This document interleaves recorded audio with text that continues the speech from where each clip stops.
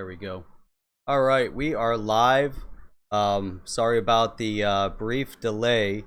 Had didn't make it back to the house in time to get this stream started as planned. And I am just was trying to get everything booted up here. And so it was a little bit frustrating. Hang on one second here. I'm trying to get our first caller on. While we're doing that, hang on one second.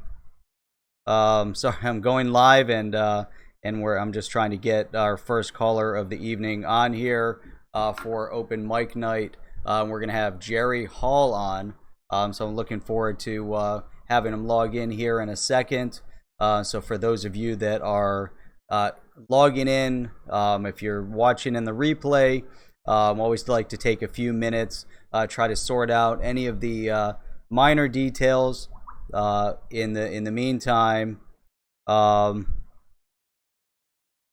me see here. Number above. Okay, I'm just sending messages here, but wouldn't you know it? As I was getting ready to start everything off, immediately starting off, I had a little bit of a glitch with Microsoft. I'm actually trying to load everything. I'm realizing here that I'm a little bit short. There we go. All right.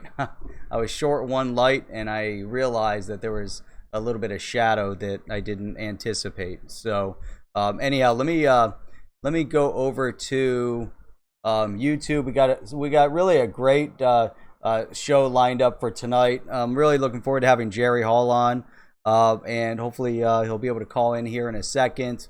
And once we do, we've got some great things to talk about. There have been some developments since yesterday, really, and this is actually it was a couple days ago.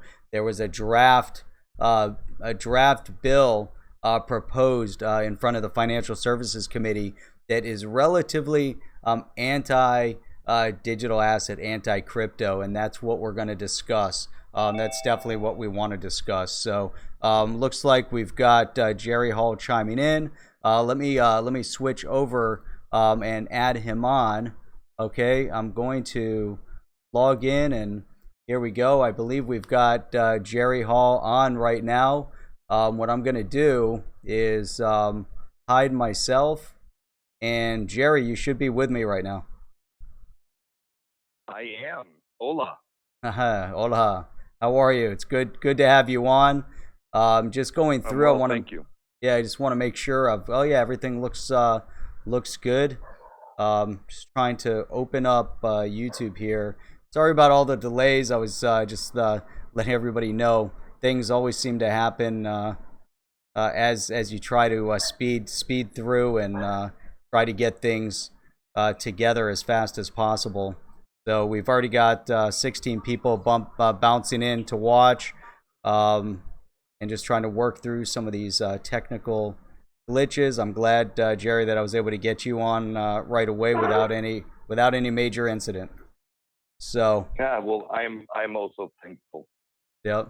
So this is great. You've been a member in the community for quite a while. I know you've definitely added some great feedback on Twitter for quite a while. I think a great place to start, because this is the first time that we've spoken together, just to get a little bit of a background on yourself, in terms of your your entry point into digital asset, and we'll go from there.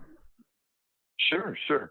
Well, I'm a 53-year-old guy who did not really get into investing until my late 40s, and when I did, it became kind of like a hobby, something that I was really interested in. And so when I was introduced to the crypto world, it was January of 2018. Obviously, through November of 17 and December of 17, the stuff that I would see on the news and things like that, I found kind of interesting, but I was, suspicious. What is this thing really? But I was having breakfast in Costa Rica. I was getting some dental work done. I was just on a visit. I didn't live here at that point. And this bartender that was also the waiter was talking to me about his investments, and he was invested into mining contracts with Bitcoin and Ethereum. Hmm. And I started to listen to him and the dynamics in which he talked about these assets. And I thought to myself, I'm gonna look into this. So when I got home, February 1st of 2018, Hmm. Okay. I started doing my own real research, and it wasn't very shortly after that. Matter of fact, if I got on the computer at 10 a.m. that morning, I think maybe 7 o'clock that night, I had figured out how to open my Coinbase account and buy some Bitcoin, and I did that. That's awesome. And so that started this new, new asset class and this hobby of investing that I was into. Back then, I was pretty heavy into oil and Canadian cannabis stocks. So it didn't take long, reading and looking at content provider data, and then obviously news articles and things that I could scavenge around for, to get really interested. And as my interest grew, my exposure to XRP and what Ripple was doing grew. And the more and more I learned about Ripple and XRP, the more I saw the future unfolding. Because all of the things, these pain points that they are erasing, Hmm. I have felt. I've had to do business in other countries. I know what it costs and how long it takes and what a pain in the butt it is to move money around outside of the United States. It's very arduous and expensive. Yep. So I was like, wow, this is going to change a lot of things. And so I'll make a long story short. I was completely out of every single equity position I was in by June of 2018 and into XRP, and then I moved to Costa Rica. Hmm. Okay. So I Nice. was all in June of 2018 with the expectation in my mind that SBI was going to come on board at the end of the year, and by Christmas I would be popping bottles and buying Bentleys in Costa Rica. Right. Didn't quite unfold that way yet, but obviously, right? It didn't. It didn't. But that's all right. Yeah. Yep. Things are definitely moving in an interesting direction, though. And it's, I mean, that's such a great, story, to hear, how you got into it, the research that you have done, the fact that you had been investing already at that point, and really developing a portfolio into other areas, plus, having that experience doing business in other countries. I think all of that added up, and it allows you to really, understand, this space significantly, and I think that's awesome. That's really amazing. What Yeah. do what are your thoughts at this point? As you look at as you look at the trend, the ups and downs, and so you've come in, at I guess the market was already moving downwards in 2008, February 2018. Yes, But it was. and so now as you've kind of experienced that, myself, I got in, right before the big craze of 2017. So I was researching and following, from probably about June, and then I ended up investing in October, and then obviously we saw the big ramp up after that, and then Oh, well, so so it was you got to interesting. experience the euphoric effects of mind-boggling, almost incomprehensible returns. It was, yeah, it was crazy. So, and it's interesting too because you brought up trading, and everybody has to learn their lessons, But when I first got into it, I was trading stocks at that point, and I said, I'm going to use the same principles and strategies that I've applied to stocks and looking for stocks. I'm going to try to apply that to the digital asset space, and it didn't work that way. I found that out pretty Right. quick. But at the same time, it just seemed like anything that you did at that time frame, especially as we went into December, it's like you couldn't go wrong. Mhm. It's like everything was gold. Exactly. It's like you bought, if you bought something, the next morning it already went up in value. So you're like, oh my god, this is crazy. And then you see that ride up, the spike up. But as that was happening, I've been really researching the space, and trying to figure things out.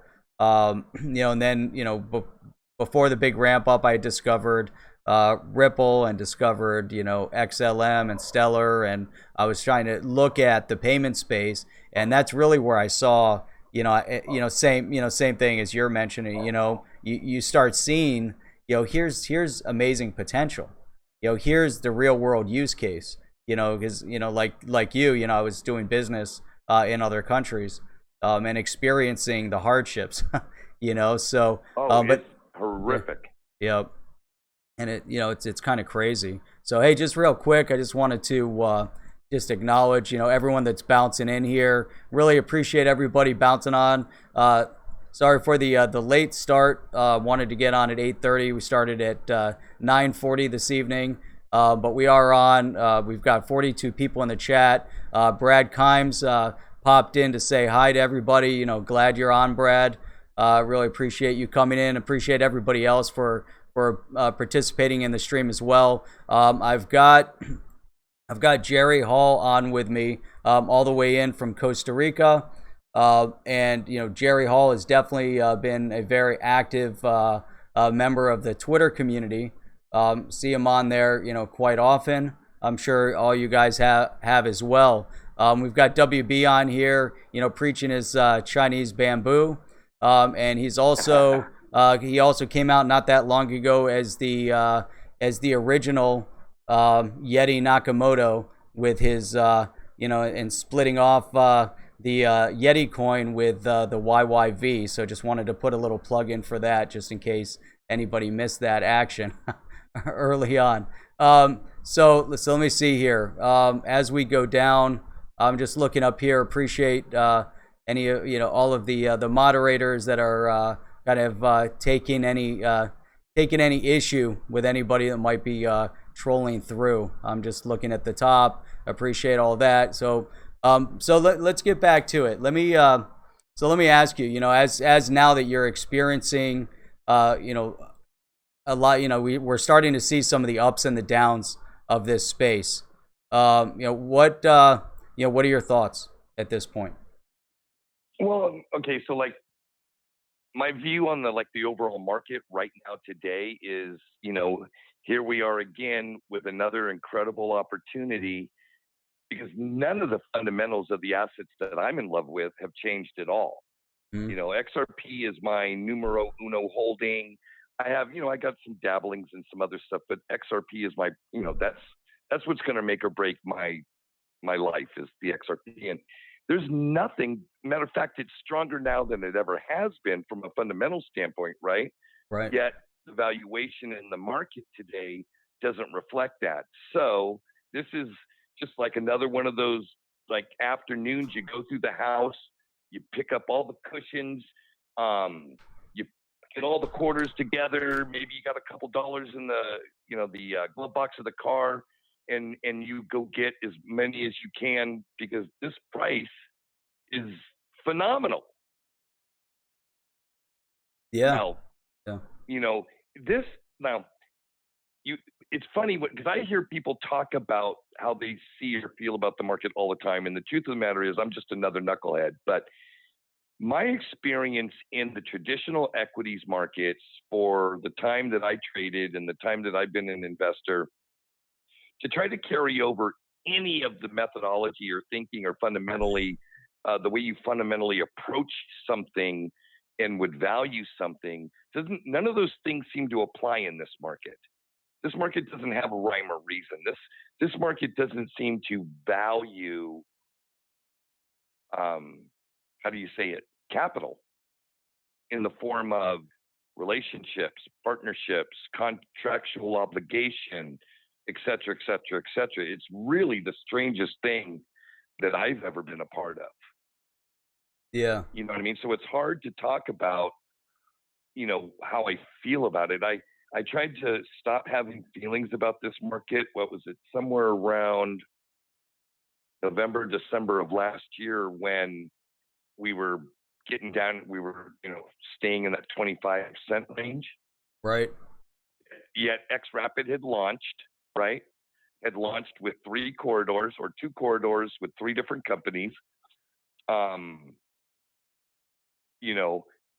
was trying to think, what else was the news? That the Faster Payments Task Force reports were in, that, so-and-so bank in this particular outfit and that particular outfit had signed on. It's just like, wait a second, hang on. They do nothing but grow their business, grow the ecosystem on a daily basis, and the price keeps going down. What planet am I on? Right. You know what I mean? So it's hard for me to talk about how I feel about the market, because I've tried to not have a lot of feelings, because if I did start to have feelings, right. I get really sad, and I'd be like I'd be in the fetal position saying, Jeff, hold me. Right. That's it. You know what I mean? You got to keep the emotions out of it. Yeah. Yeah, that's a really tough kind of, to answer that. But I can tell you what I feel about the future of this with great enthusiasm and vigor. And that is, I've never seen anything in my life as foundationally well put together as XRP. Yeah, it's pretty impressive. And to have that's an understatement. And then you've got a company like Ripple, who are doing things that I've never seen any other company ever do. I never seen a company put together a program like Spring, right, and fund other companies to grow the ecosystem. Yeah. Yep. Exactly. I mean, it's so impressive. So here you have these entities that really care about the development. They care about the direction that this marketplace is going. Obviously, with Ripple, their intent is to take on this behemoth Swift, and they're coming in with a solution that nobody really thought of before, and they're presenting something that's solving a real problem. And it's pretty impressive. But with that, like you said, bringing the Spring and other components, to the table that we're witnessing. I mean, that's fantastic. So you have these incubator like programs that say, hey, you know what, if you can build, we want to help you. We want to see you develop this space, because they understand the significance, the importance of that really mechanism, that support mechanism putting in place. Let me ask you a quick question, and this is interesting because yesterday's stream, I talked a lot about, and we kind of broke down Trump's 3 tweets, trying to analyze those, and then now there's been multiple reports that have come out, and this really isn't a big surprise. So first and foremost, they're identifying here that there was one article. I'm trying to pop it up and see where this was published. Let me see. This was let me see. Where is it? Oh, yeah, maybe I didn't. Oh no, I don't know. It's not. I don't have the link to it specifically. Oh no, here it is. It was on Forbes. So Billy Bambra posted something on. It was an interesting article. Is that Donald Trump just made Bitcoin a 2020 election issue.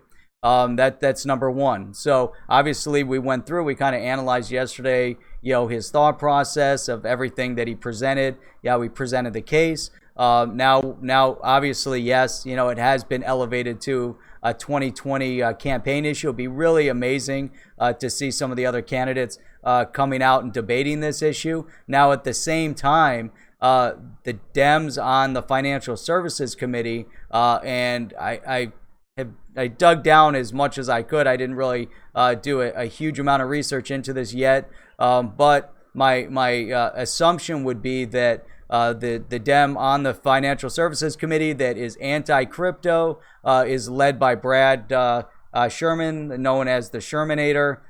He has put together, and I don't know if he's 100% behind this. Again, this is an assumption, but I think the assumption is based on fair logic. But there's a draft bill now in front of that's going to committee. It doesn't have a designation yet. Does have a title. It's called "Keep Big Tech Out of Finance Act." So this is interesting. So all of these things, and we see all this great movement. We see what's happening. Next week on the 16th, Facebook is being dragged in front of Senate. On the 17th, Facebook is being dragged in front of the Financial Services Committee. So I'd definitely like to get your feedback on that. And just before you do, and I think that Bob Moneybags might be, you might be pretty spot on with this, is that with everything that Trump was talking about, he was actually referring to the Yeti coin. But no, go ahead, Jerry. What are your thoughts on all of that? With all these new developments. Well, the first thought that comes to my mind, and I did a little bit of this on Twitter. It's amazing that a sitting president would even address this. But then again, Donald Trump is the first sitting president to ever be directly in control of a Twitter account. So that is an interesting dynamic in and of itself. But so it's good that there's attention on the digital asset space. So that's a plus. The negative to this is that if in any way, shape, or form it adds fuel to the counter revolution inside the House Services Financial Committee that wants to like back the Shermanator, then it's bad for XRP, because unfortunately XRP is lumped in with Libra and Bitcoin. You know what I mean? And if they throw that bathwater out, the baby's going with it, because to them it's all one thing. You and I know that it's not. But unfortunately, where we are in this particular stage of the crypto asset space, crypto assets are crypto assets. Mm-hmm. So I'm mixed on it. I had hoped that the Taxonomy Act would have made it to the Senate by now, but it didn't. It's held up.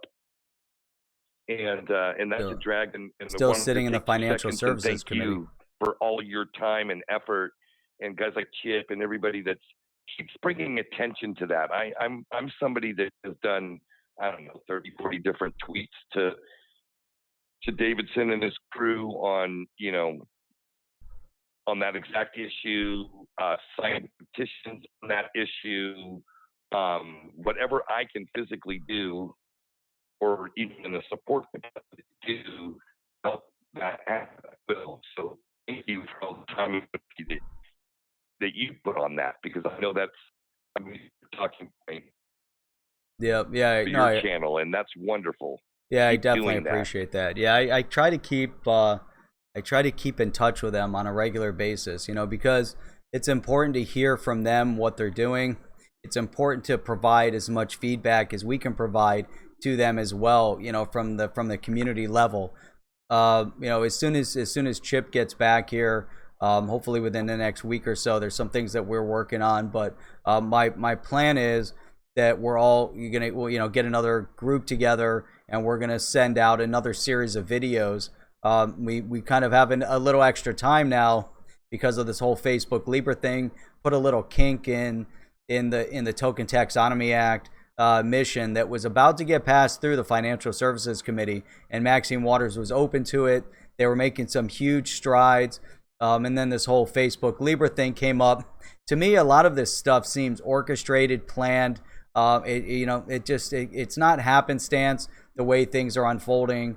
It just the timetable, is just way too convenient.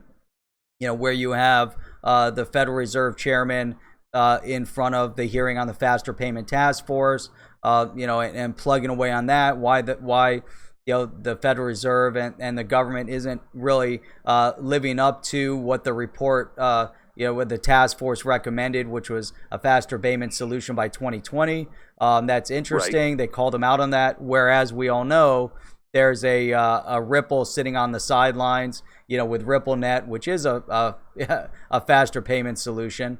And then you have, Facebook rolling out, which is more of a, retail level. I just want to send some money over here. But then it brings a significant amount of attention to the space, whether we like them, don't like them, whatever we believe, don't believe. It's kind of an important, time right now. It's so everything is lining up. And I said this yesterday. I'd love to get your feedback on this as well. But I said this yesterday, where if the Token Taxonomy Act went in front of Congress a month ago, 2 months ago, 3 months ago, whatever it was, they weren't ready. Even if they were able to get it through the Financial Services Committee, 3 weeks ago, before Facebook, came out with their big announcement, where everybody already knew on the Hill, the Federal Reserve was already informed. They already had a conversation about it with Facebook. They acknowledged that much.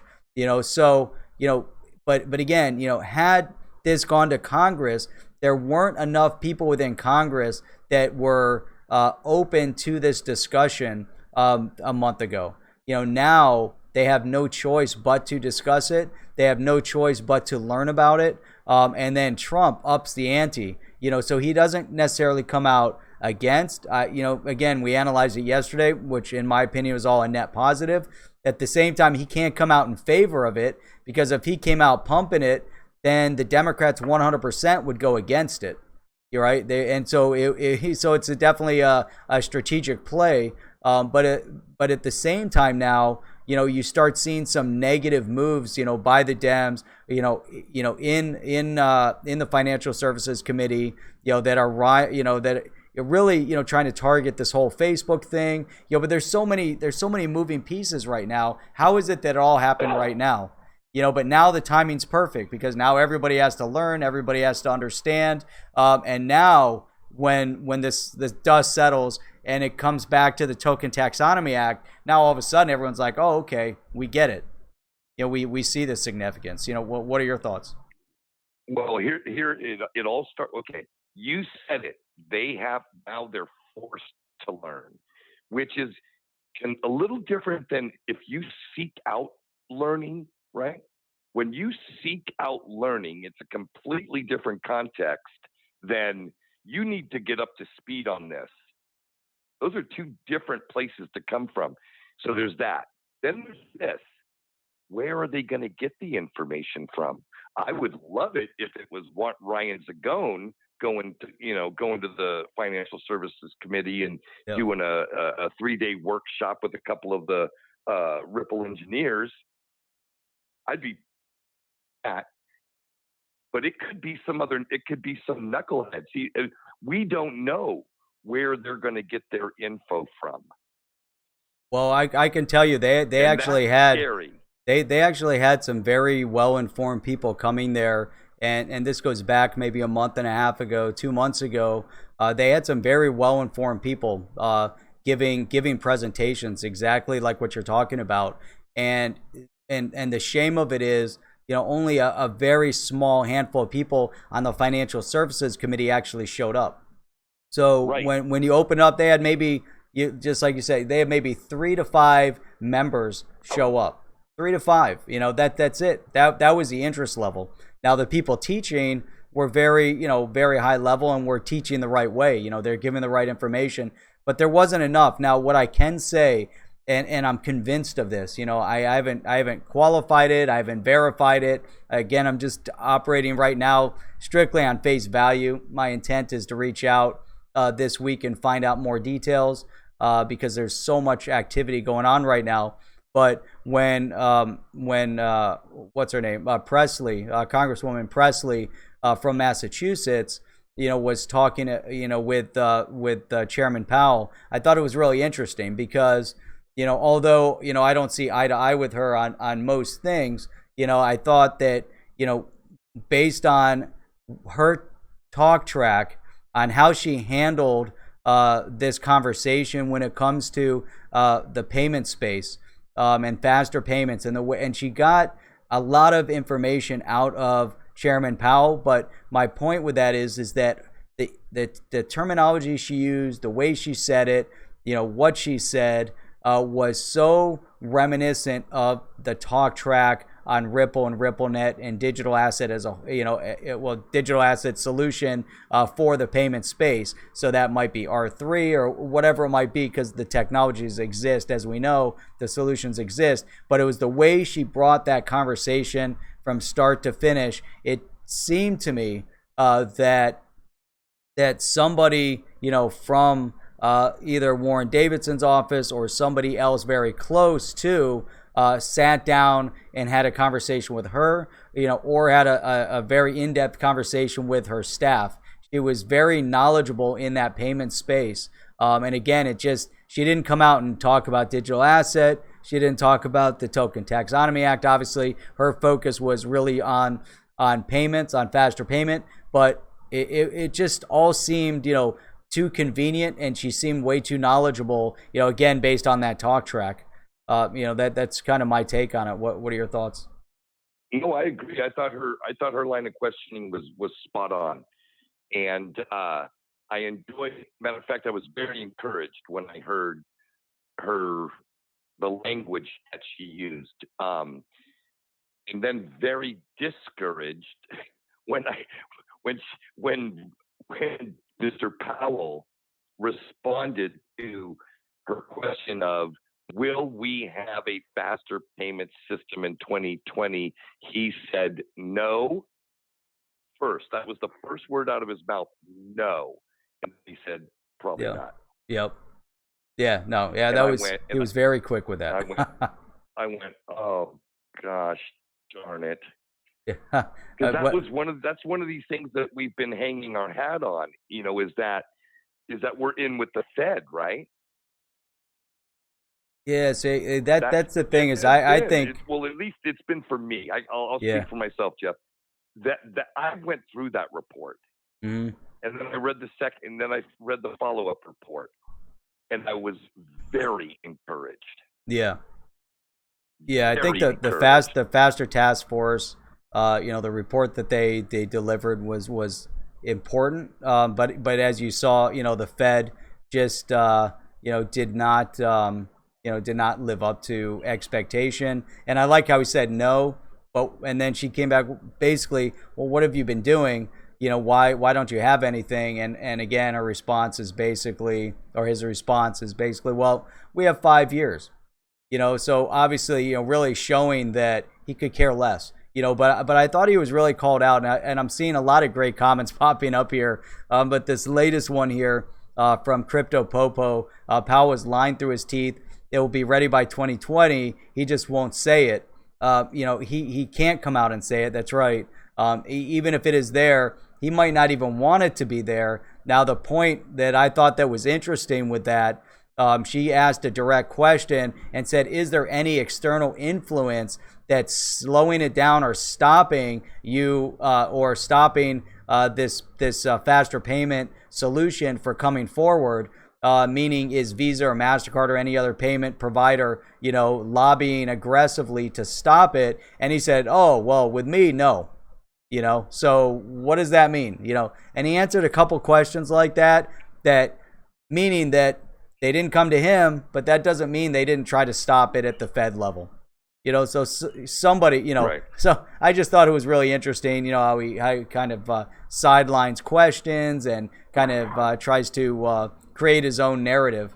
Let me go up here I thought there were some great comments here. Real quick, we had Mike G. had mentioned, this kind of goes back a little bit to our earlier part of our conversation, but he said California doesn't seem to be anti-crypto at all. So what the hell card is Brad Sherman trying to play? And Brad Sherman, obviously the Shermanator from California, who is extremely anti-crypto for some reason, but I think he's anti-tech. Doesn't really make any sense. Well, Sherman is old. Sherman is funded. His campaigns are funded by banks. Wells Fargo being one of them, and Wells Fargo is not a big fan, and that's okay. They don't need to be. And here's the actual. See, there's a lot more going on in the world than the United States. You know, if we just take for a second, let's have some perspective here. The United States represents what, 370 million people, right? On a globe that has about 7 billion. There's a lot more people. There's definitely a lot more in people the world. Yeah, a lot of the focus. And the way that, I mean, if we want to, digital assets as a whole has carved out a small little space. Now, there are little wins. They're little, and we should celebrate them and do what we can to help the next one get across the finish line. But you know, for us to really see value as investors, so now from an investor standpoint, for us to really see a value come back from our investment, the fundamentals need to strengthen, because obviously the market that is existing today doesn't value the fundamentals that are in place the way I might or you might. Right. And that's okay. That's okay. Yep. So if we can strengthen those fundamentals by having more corridors open up, and they are slowly. We just got the announcement. The UK to Poland just went live. The more of these things, the more little bricks in the wall, we are eventually going to get there. Will we ever see a repeat of December 2017? My honest opinion is no. It's not the same market as it was then. As far as the sudden ramp up, you're talking about the FOMO ramp up. Investors want that. I think. Right. I mean, my interpretation of what I see from YouTube influencers, or people that are creating content on YouTube, and people that are creating content on Twitter and Facebook, there seems to be a tremendous amount of desire to have a repeat, or something that happens, an event that happens that is even bigger than the December 2017. And I don't know if that's going to happen. And I think that I've had to readjust my expectations and be happy with the slow, steady progress. I think that's the most important, because and I've mentioned this before also, you know, and so regardless of, everybody's, in a major rush, we want to see that big, FOMO spike again, because, if it's a FOMO spike, then obviously your investment, pays out in the short term, but the problem with those FOMO spikes, if it doesn't have any substance to it, then the other side of the cliff is a long way down, and so that's what we have to be very cautious of, and that's not a positive, so if we keep having FOMO spikes now in 17, 18, the FOMO, a lot of it, there was a lot, it was different, like you said, it was a different market. People, as far as retail, Main Street, it was starting to gain a little bit of attention and recognition. That was the identification stage. People were starting to learn about it a little bit more, even though we only have a very small fraction of a percentage of people invested in it that really know about it, that know about it in earnest. Obviously, even smaller percentage. But that was the FOMO, and the media jumped on the bandwagon, and all of a sudden, things started to really skyrocket. At the same time, like you said, people seem to, be looking for that kind of a FOMO spike. But the slow, steady growth, I think, is really critical at this point. Now we're starting to see a little bit of a pullback, a little bit of a reaction to news and what's happening in the market. The market's going to react to news, and I think that that's always going to happen, regardless if it's the digital asset space or if it's the regular stock market. Companies will respond to positive and negative news, and I've talked about this before, and I'm sure you saw this in investing. There's an easy way for the large financial institutions to manipulate pricing on a stock, and that's by the news that they spread. And they could have it positive, exactly. They could have it negative, they could pump it up. Oh, the earnings are coming up and we have this expectation it's going to be huge and they're going to exceed earnings, and everyone buys in, and they've already got their holdings. And then the earnings, then the earning report comes out. Oh, you know what? They reported it negative and they actually missed it by 10 cents a share, whatever. And all of a sudden the market starts dropping off. and there's a sell-off, and you see it all the time. It's crazy. And if you follow it, they don't need big ups and downs to make the money they want to make, but they're manipulating the marketplace, and all of those guys, the Jim Cramers of the world, all those guys, they're all part of it. They're all part of the problem, because by the time a stock hits the Jim Cramer show, it's already too late. You're already at the top, if you're trading. If you're in the long-term investing, you still need to understand the cycle of the stock, but long-term investing is a lot different. And I think that's where we're at with this space right now. You see the pros, you see the cons. Like Legendary just posted here, the retracing was expected. Yes, it's going to go up. It's going to go. Anytime it goes up, you're going to see a little pullback anyways, because people are going to be taking profits. So you're going to expect a little bit of a retrace on it, no matter what. That's just natural. But the thing is that what we want to see is a foundation of utility, substance, and we want to see things moving in that direction, being built on something. That's my opinion anyways. Well, I couldn't agree more. And we have that. The XRP community has that in spades with XRP and what Ripple is doing. The fundamental things. There's been nothing in my 18, 19 months of research in this and being a part of this that has ever dissuaded me. They just keep doing the right thing and taking the next step and taking the next step and taking the next step. So they've got that covered, and I feel my money is safe in there.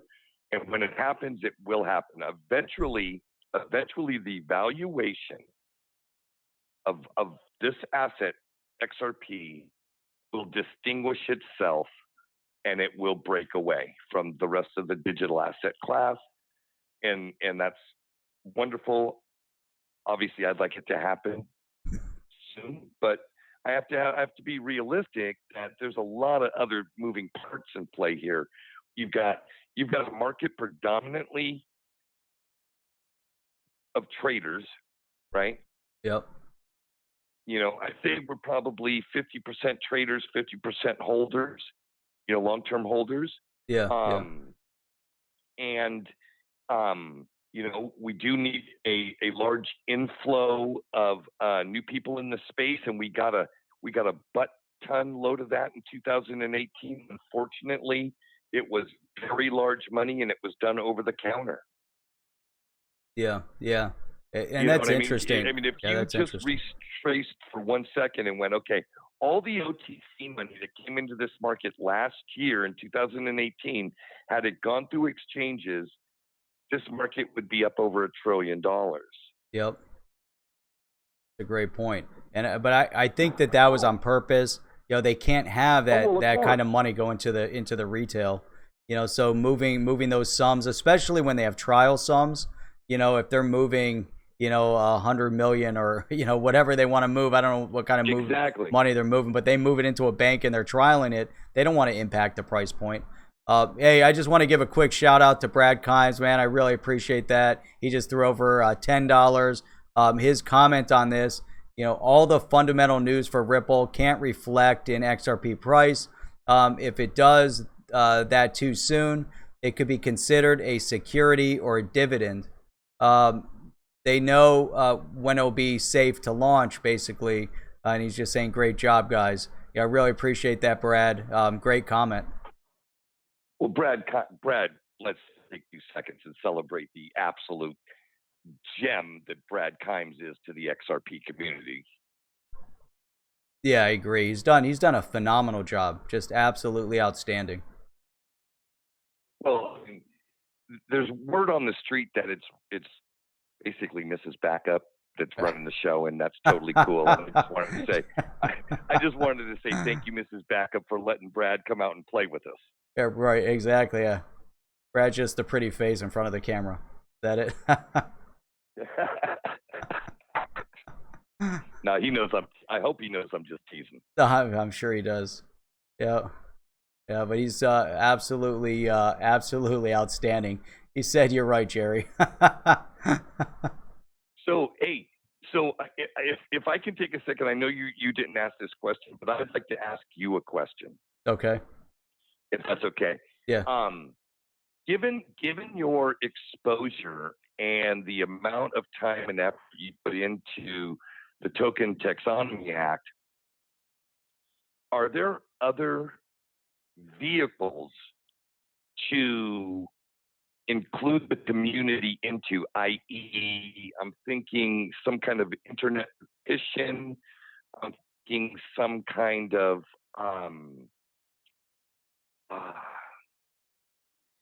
I don't know how to merge platforms, but if there was a way that Twitter, YouTube, and Facebook could merge in some to like basically say, hey, yeah, I think guys, yeah. we're here. This Get is your a act real together. important thing, and we support you. Yep. Yeah, you know what I mean? Like, or maybe a petition that was able to cross those different platforms, like the Interledgers allows Bitcoin to flow through this to XRP to Ethereum. You know what I mean? Mm-hmm. Yeah. Does that make sense? Yeah. I mean, you're talking about in order to get the message out to Congress, or yeah, is that? Well, it needs to be both, because with the public awareness that Libra represents, right, we have an opportunity. To I don't want to say pad the numbers, but that's the term that comes to my mind. So, like, if you had a petition, right, with 500 solid, knowledgeable, diehard XRP folks, that's one thing. You had a 50,000 signed petition of just, people that want to get this thing passed. There's a big difference between 500 and 5,000. Yeah. There's a big difference between 5,000 and 50,000. So, that's right. I guess what I'm saying is how to merge the communities from these different platforms onto one thing, so that number, because see, that's what scares everybody about Libra. It's not Libra. It's not the white paper. That isn't what's freaking people out. Right. They're freaked out about Facebook's platform of 2.5 billion active users. Oh, it's dominance. They're going to dominate. They're going to dominate no matter what, whether it's successful at a grand scale like they think. I don't see it being a major threat to anything. I think what it is, it's an awakening and an awareness, and people will use it. Who knows what percentage of their active users will use it, but it doesn't take many. It doesn't take many for them to make money. Facebook doesn't want to, control currencies. Facebook wants to make money, and they don't really care how they do it. But what they do see is an opportunity right now in this payment space, as have others, that have come along way before. PayPal is a perfect example. They saw an opportunity to create an online payment structure that paired very nicely with eBay. It was perfect timing. but that was the beginning, and obviously there was a significant amount of control there. And I had my own personal, stories with dealing with PayPal when selling on eBay, and we used to run a store and everything, and and it was never positive, just like everything else. They never side with you right away, and so it was a detrimental relationship. But at the same time, so that was the beginnings, and so now we're seeing, Facebook gets it, Apple has been working on it, Samsung has been working on it, Google has been working on it. They're all working on it. Everybody wants to get in on the payments because they understand you make, if you can make on a transaction fee, you can make a 1.5%, 2%, 3%. Look at the credit cards are killing it, with their 2.5%. And then they're making, so they're making money all over the place, and so they all see that, but they also see the writing on the wall that in order to maintain your existence in this ever-changing world of technology, you better do something different. Right. Well, I don't know. Okay, so you go out of the country, right? Yeah. Yep. Do you use WhatsApp? I do. Yeah. Yep. I've used it for a long time. Yeah, it's an easy way to communicate with people. Yeah. Very few people that never leave the United States do. That's interesting. They don't use it because it's not they're not plugged into that network. They don't really need it. But like I'm in a community here in Latin America, 633 million people, where it's WhatsApp. That's how you talk to people. That's right. And that's who they're targeting also, right? That's a great point. But that's who they're targeting, Facebook. They're targeting that community. Well, Facebook owns them. Yeah, I know. Facebook owns WhatsApp. So yeah. When you, and that's the primary online social media platform in Latin America is Facebook. Yep. And Instagram's starting to gain some real ground. But that platform with WhatsApp is monstrous as far as reach. Oh yeah. Oh, it's massive. It's massive, and it's amazing. I mean, forget about the Facebook platform. Forget about the Messenger platform. You're right. It's all about, to me. Yeah, I agree with that. It's really all about. It's all about the WhatsApp. I mean, that's how they're going to move money across border. People don't use Messenger for that communication process. That's really interesting. No, they don't. Yeah, that's a really good point. It's about the WhatsApp, and that's where they're going to integrate it. And they're, to me also, it's going to be a standalone. The Calibra, app, but it's going to interface into WhatsApp. We'll see how it all rolls out, but that's a really interesting point. So just real quick to get back to, I mean, your initial question, was, how do we, help move Token Taxonomy Act along? How do we stand up against the Shermanator, with ridiculous bills that are being presented within the Financial Services Committee to counteract all the positives? How do we do that? I'm not big into petitions. That's not my thing. But I guess petitions can have some level of need somewhere. But what I really believe in right now is what we're all doing. Whether it's through Twitter, and like you said, how do we merge platforms from YouTube to Twitter? I think it's all about the people. And we have people all over the world. But if we focus in on people of the United States, because that's where the message needs to resonate, it's about the grassroots lobby campaign.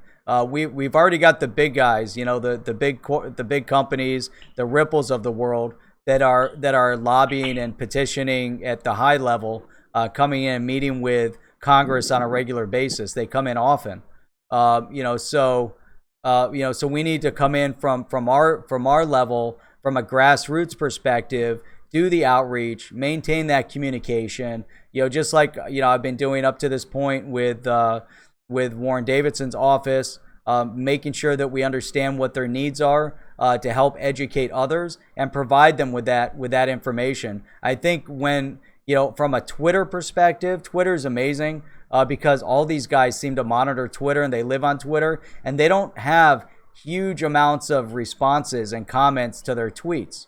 So if you look at like Warren Davidson, when he tweets stuff, he responds because he doesn't have thousands of people commenting. And that's Right. and that's common across the board. That's just how it is. They're not a rock star. That they can't read their comments. But they appreciate every comment.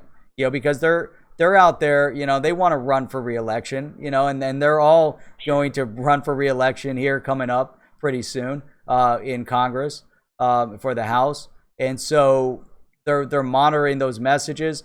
To me, that is an amazing way for us to create some sort of a groundswell coming from YouTube, creating videos that we can then share with them. So we create, educational, important videos. It's an outreach, kind of like the video that we put together before. I would like to simplify it. I think we need more voices. Again, whether it's going to be on Twitter or on YouTube, and we have a concerted effort that's constantly sending the messages out to the key congressional representatives. We could bombard the Shermanator, and say, hey, you're wrong, and here's why. Here's why you need to get on board with this now. Don't do your state wrong, because if we get the word out, it's also going to impact who's going to vote for them in the next campaign cycle. WB says that people need a lobbyist. I agree. We definitely need to get together the voice that's going to continuously help pull the people together. And this is the outreach right now, this platform, and that's why I love it. And seeing all the comments and feedback. Whether it's people that engage aggressively on Twitter, or being able to share the message on YouTube. And here's the sharing right now. So I think it's now we have to figure out how do we get it, in front of the congressional reps. It'd be great if we could figure out for each congressional representative that's important, figure out their key staff person. It's the key staff that's doing all the ground research. It's not the Right. congressperson. Well, here's something that may help. So I know that there is a lobbying group that took a pretty substantial chunk of XRP and takes part of their payment in XRP to represent certain interests up in Washington. And I would be curious to see if there was some way to liaison with them. So if they're the ones that are actually going out and having the dinners with Representative this and Senator that, that's wonderful. But maybe there's a way to coalesce the efforts, right, so that maximum benefit could be derived. Interesting. I like that. Do you know who they are? Reinventing the wheel. Yeah. Do you remember who they are? Going outside of our sphere. Right. Yeah. No, I love that. I love that idea. Do you remember who that lobby group is?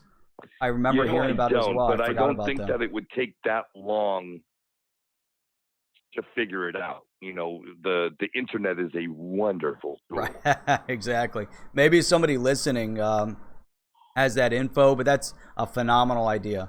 And I think, having the right team together, and that's what I've been working on. We get a couple people together, to have, like you're pretty active on Twitter. WB's pretty active on Twitter. Mr. B, who was on, earlier, pretty active on Twitter. And then we have like Brad Kimes on YouTube. And then we have all the people that watch and participate on both Twitter and YouTube. Somehow we get the message out, but getting a group together to where, we could have an initiative. I think that's really interesting. We need to, have that and say, okay, here's how we're going to divide and conquer. And here's how we're going to get to all these people. And here's how we're going to take advantage of everybody's followers, to keep getting this message out. Right. At some point, it can be, I've done a lot of this, and it can be boring after a while, because the truth of the matter is like, you're going to be armed with like 5 or 6 primary talking points, and those get reiterated and reiterated and reiterated and reiterated and reiterated and reiterated. However, that's how it's done, and that's important Yeah. to Yep. do. You know Yeah. what I mean? It really is. Like, how many times have you heard, you know, Brad Garlinghouse talk about putting $10,000 in a suitcase and getting on an airplane? Right. Exactly. Yep. That's an interesting marketing piece, But that's how. to But do that. that's how it's done. You don't get too complicated. That's right. You get your 3 or 4 primary talking points that are that are a sentence that contains the context and the message that you want to deliver, and you just That's keep peppering that. that's it. You know, Yep. it's like a fighter in the ring who just jab, jab. He's going to throw 97 jabs before he brings out the hook. Yeah. Yep. I You agree know with what I mean? that. Yeah. So, Yep. So this is I'd interesting. like to say, Yeah. oh, go ahead. No, I was gonna say, just as a side to that, this is interesting because Bubba Shipes was commenting how the Miami Dolphins, now their crypto is Litecoin. He was saying just wait for the other 32 teams to get on board.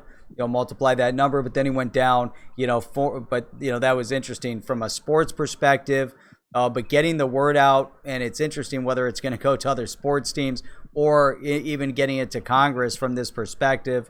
He's saying form volunteer teams to approach all the professional sport outlets with printed info packs, QR codes, leading to that info, and get petitions signed to send to Washington. I think, just getting the groundswell of higher level voices, so it, and it brings a lot of attention. Facebook brings a huge amount of attention to the space. The Miami Dolphins, gravitating to a Litecoin, could bring a lot of attention to it. If they keep, if that keeps going, bringing that, then, if you can somehow get, Ripple in front of, imagine, Ripple sponsors, a NASCAR, or, Ripple decides, to sponsor, the pro team somewhere, and they're talking about, especially soccer, and they talk about RippleNet and the solution for RippleNet, or I think it's just interesting. Is it too soon? Is it not? But when you start seeing from a mainstream level, you start seeing some of these bigger organizations that get it, that to me is also really interesting, because that gets the momentum building, and gets in front of a lot of these Congress people too, because then you say, well, look, you guys got to get on board. The Miami Dolphins got on board. The Chicago Bears get it. And so what's going on? It's just an interesting interesting thought process. Taxonomy Act, I totally agree.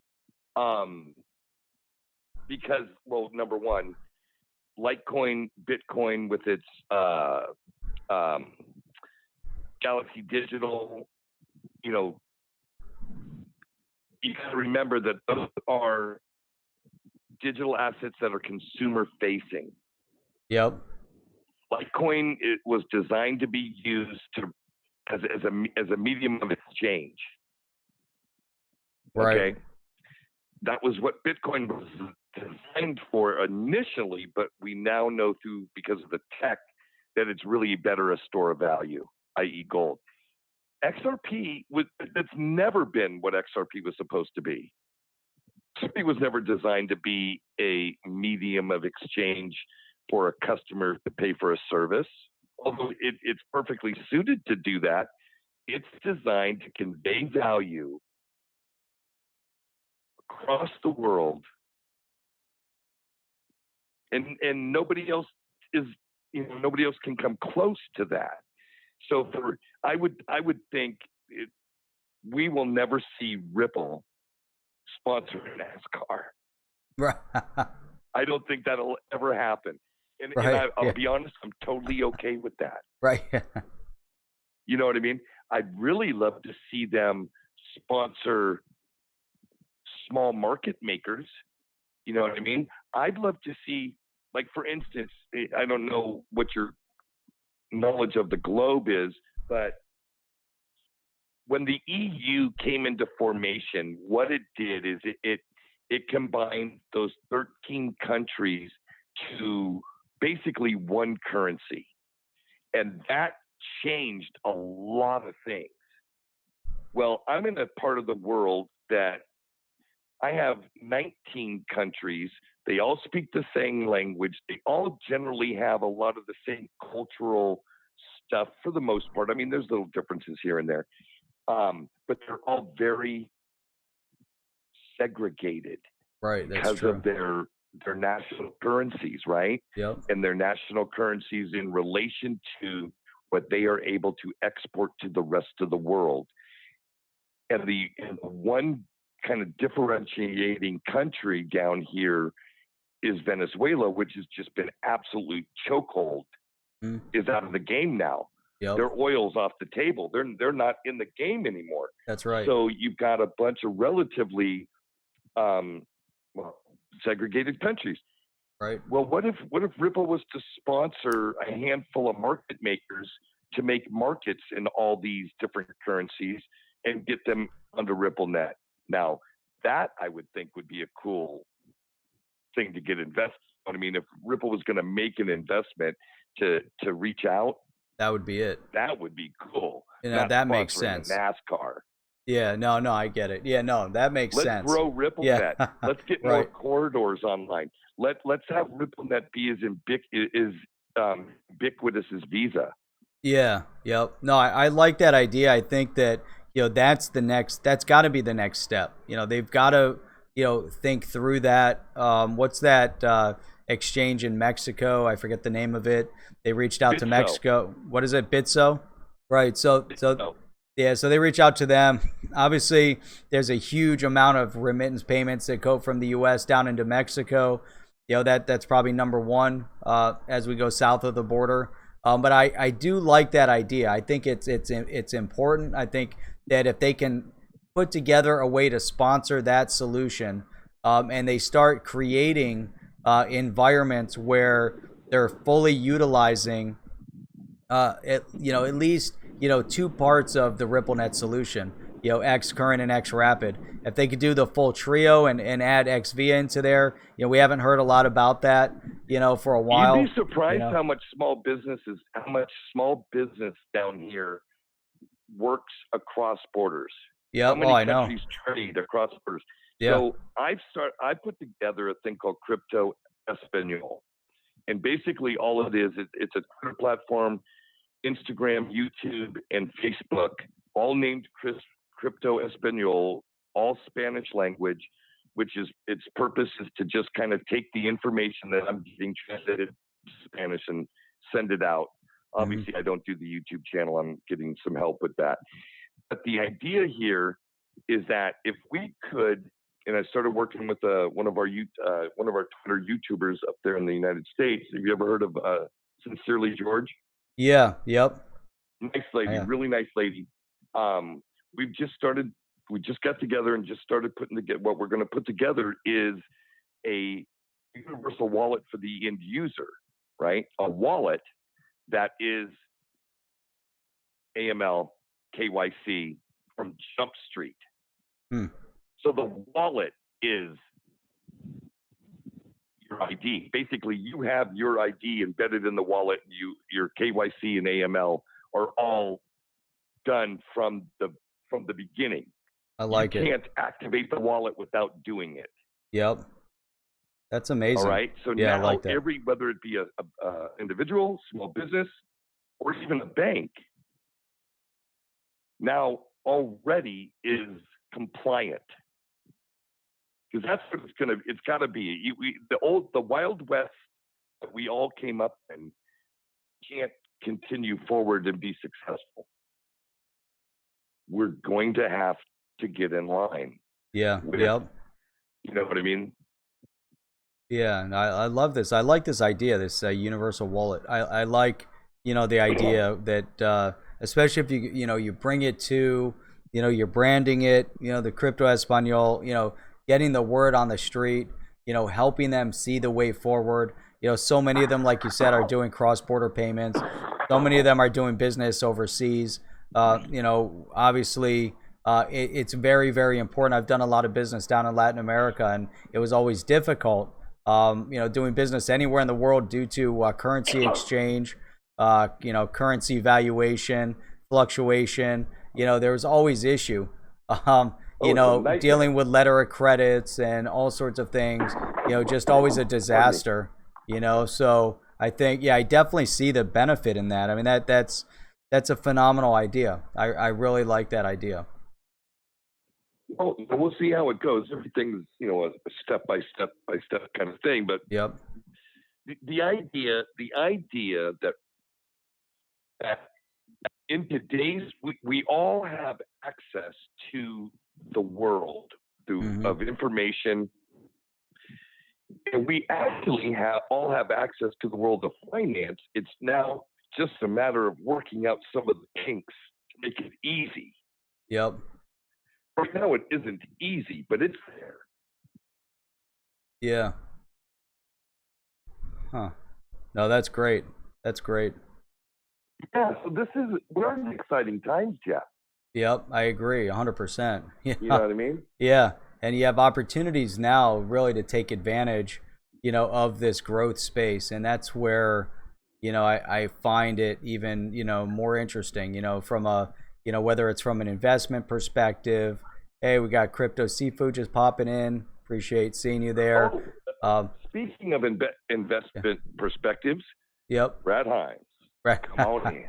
No, sorry, go ahead. Yeah. Hey, Bubba Shipes just said news alert: Yeti coin is now up 5 Sasquatches. So, you know, that's great. That's great. I'm going all in Yeti coin, by the way. So, um, Oh, speaking of which, did you hear that Jungle Inc. is working on a coin? A jungle coin? is he really? Yeah, it's a real thing. Oh, that's awesome. That's Oh really yeah, very can't wait. cool. That's very cool. Yep. So, Oh, yeah, something else, Jeff. yeah. Have you heard anything? Do you know of anyone who's been able to put together a smart contract kind of thing that will act as that will pass on private keys to heirs in lieu of death, like a I beneficiary contract no, I have not. for private keys? You No. haven't heard? Okay, because I'm looking. I am on the hunt for that. That is a huge thing. I don't know how many people have loaded up ledgers and tezers and things Yeah, like I that, think it's a major uh, issue. and not made sure that if they were to get in a car accident and die tomorrow, that their loved ones could get their assets. That's it. Yeah. To find an easy way. You find a way to We give need an them the easy way. keys. If they have access to it, you have to explain it to them. You have to somehow put that in someone's hands. But you're right. There should be a solution. It was interesting because I was reading an article about real estate, and that was one of the major issues. Also, is how do you transition? If you're going to put things onto the blockchain, and then how do you then transition things over to heirs through these smart contracts? And that was a missing element there as well. I think if there's an easy way to solve that, or just having the solution, so you provide access to those keys to your heirs in advance, so it's like giving someone a combination to a safe, and you give it to your attorney to hold on to for safekeeping, in the event of, you got to think through that a little bit, because you don't want to give them you don't want to give one individual access to all your funds. So maybe that's something that needs to Exactly, be, and that's, yeah. that's what's so dangerous about the way things are right now. Yeah, But yeah, what interesting. if you know you were a Codius contract could be written,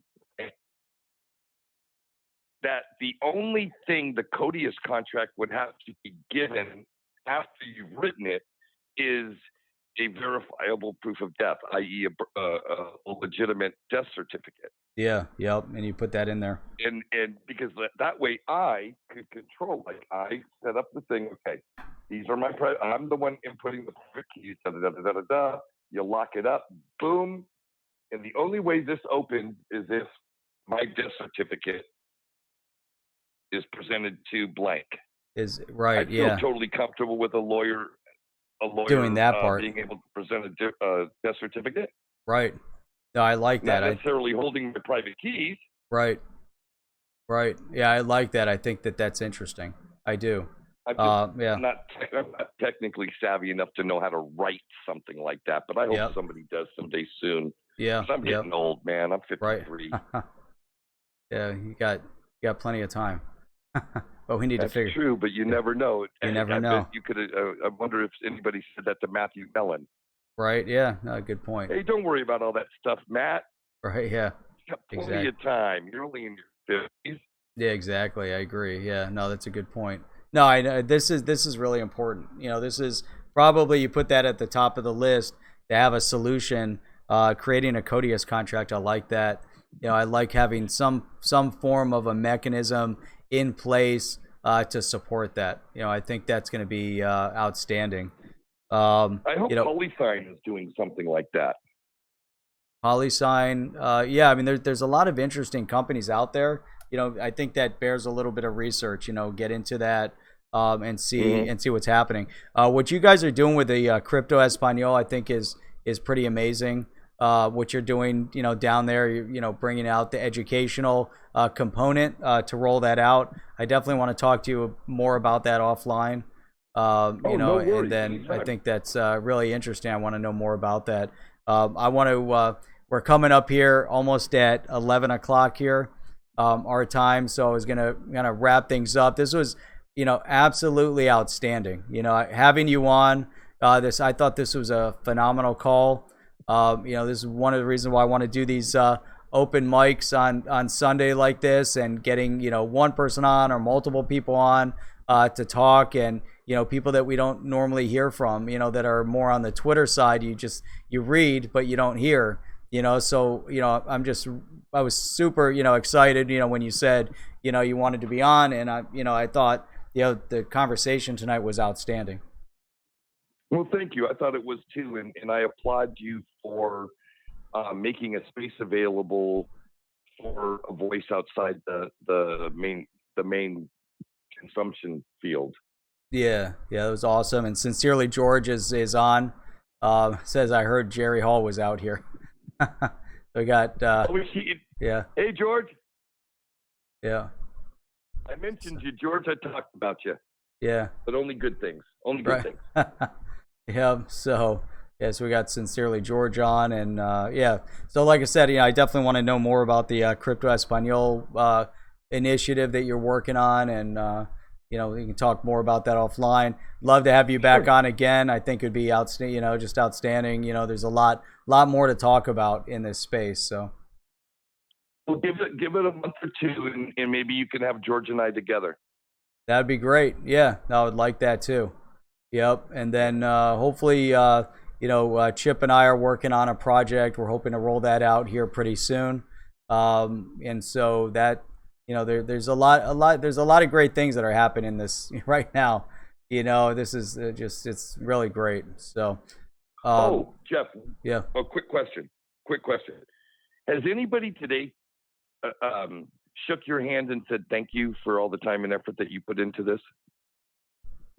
I always, you know, no, no, Well, no, let people me do. You let know, me I go always on get a lot record. of congratulations from people. This is being recorded, right? It is, So I want yes. to go on record. I want to go on record on behalf of myself and all of the Latin countries down in Central and South America. Thank you. Thank you to the HODL Report. Thank you to Jeff. Thank you to all the men and women in the crypto, especially XRP communities, for continuing to participate even when it doesn't feel good. That's right. I like that. I really appreciate that, and you know, I definitely appreciate everybody that comes on and spends time listening, spends time providing feedback, input. It's just absolutely outstanding, you know, and it's been great. It's definitely been great, you know. Right on. So So thanks for having me. It looks yeah, like we got you got 30, 40 seconds. So I'm gonna let yeah, you say goodnight to everybody, and I great. want to say goodnight to everybody, and I'll go ahead and hang up and let you finish your show. Thanks, Jeff. It's been great. Jerry, yeah, it was great having you on, and I'll look forward to talking to you again soon. All right, buddy. Awesome. All right, thanks. All right. So with that, yeah, I definitely appreciate everybody else being on. Great comments tonight. Monday night we will be on again 10 p.m. I guess that's tomorrow night. So we've got Monday, Wednesday, 10 p.m. for the HODL Report. Saturday mornings at 8 a.m. I'm going to try to continue doing these open mic nights Sunday, 8:30 if I can. If it ends up being a little bit later, but 8:30 is my plan for Sunday nights, and I'll always let everybody know ahead of time when those will stream. Anybody who wants to be on, let me know between now and next Sunday, and we'll start coordinating that for next Sunday. And then, as always, we've got Monday through Friday. You've got the Digital Nomad Investor gets on. You've got Brad Kimes on. You get some really amazing live streams. So yeah, I definitely appreciate and want to thank all those great content creators as well, for everything they do. And starting again on Tuesday, Chip XRP Minute will be back to live streaming again. He ended up in YouTube jail for a little bit, but 10 o'clock on Tuesdays and Thursdays, you've got Chip, and then Friday you've got Auburn Rain. So you get a lot. There's a ton. If you want to hear, you want to learn, you want to interact, there's a lot of mechanisms and ways to do that. So really appreciate everybody's comments. Look forward to seeing you guys on again tomorrow night. Jerry, thank you very much for taking your time and being on the show tonight. And I'll look forward to talking to you guys again tomorrow. Until then, I'll check you guys out soon.